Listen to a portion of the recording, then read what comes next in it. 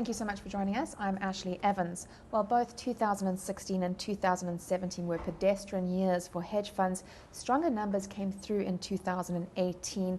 The broader South African equity market was down in 2018 by -14%, with a volatility of 12%. Most investors look first and foremost at a simple performance number when they consider their options. But is this the right number to judge on? Joining us to unbundle this question is George Sinonis, Head of Investment Analytics at Riskura. George, thank you so much for joining us. Thanks for your time. What is Riskura's role in the hedge fund sector? At Riskura, we cover about 60% of the hedge fund market, and we do a lot of compliance and regulation for the industry. What that means is that we collate a lot of daily data for hedge funds, their returns, the risks that they take, the leverage.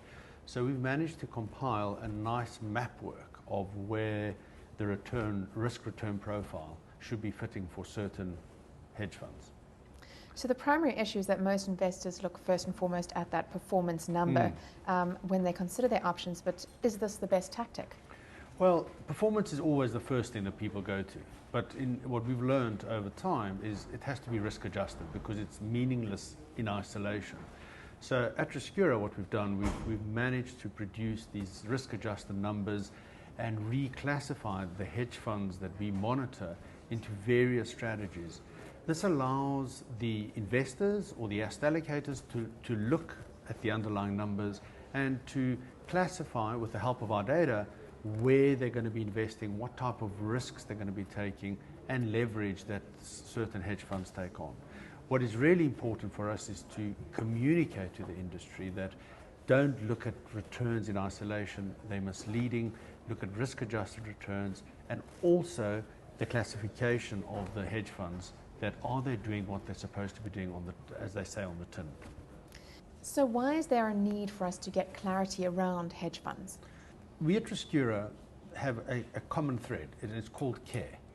And part of our role at investment analytics within the Riskura business is to produce data and information in the hedge fund industry, which actually allows investors to be able to have more information to invest. Because we actually want the hedge fund industry to grow, but we want it to grow in a responsible way that is successful, rather than the big stick approach or the tarnished brush that they've got, that high fees, low performance. And why are hedge funds favorable? Well, hedge funds are favorable because they should, by nature, diversify from the main asset classes, equities, fixed income, cash. And if they are doing, and a lot of them are very good doing what they're supposed to be doing, they genuinely diversify from the main asset allocation. And that is what the main objective of a hedge fund is. Talking about that classification, how can investors gain more clarity? Well, we at Riskura are working closely with the governing bodies that do the classification. And we advise also in the process of how better to classify those hedge funds. Once you've come to an agreement and it's published, then the market looks at a common goal or a common platform where they can look at these various funds and go, okay, this is a high leveraged, high vol fund, this is a low leveraged, low volatility fund, or this is a market neutral fund, so they actually know what they're buying. And just to end off with, is there room for hedge funds in South Africa, or are we at the bottom of the cycle? And just looking in comparison with Asia and Europe, where are we? The market in Europe is very deep, it's very big, it's well diversified.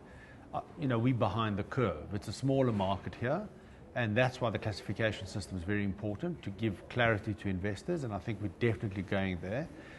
There's definitely room for hedge funds and alternative investments to grow in South Africa, but as long as they're doing what they're saying on the tin, and are they genuinely diversifying, and are they genuinely alternative in nature. And if that's the case, then investors and asset allocators will always have time for them, but if not, then we are heading towards deeper problems in this industry. Great. Well, thank you so much for your time. Thank you.